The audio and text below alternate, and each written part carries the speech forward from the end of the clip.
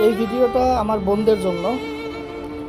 বোনরা, দেখেন, একটা ছেলে এমনিতে অনেক দুশ্চিন্তায় থাকে আর চেষ্টা করে সবসময় আপনাদেরকে খুশি করার জন্য, পরিবারের জন্য কিছু করার জন্য, কিন্তু বর্তমান সময় পরিস্থিতিতে এমন একটা সময় কাটাতে হচ্ছে যে সময় অনেকেরই হাতের অবস্থা খুবই খারাপ। হয়তোবা আপনাকে সে মুখ খুলে বলবে না, হয়তোবা আপনাকে সে শেয়ারও করবে না, কারণ ছেলেরা এমনই হয়।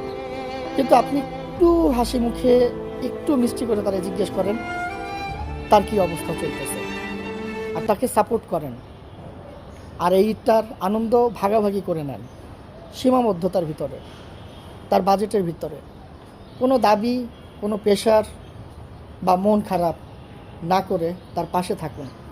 মনে রাখবেন, ঈদ তো বছরে 2বার আসে, কিন্তু জান্নাতে গেলে স্বামীর পাশেই আপনাকে সারা জীবন থাকতে হবে। পাশে থাকুন, সাপোর্ট করুন।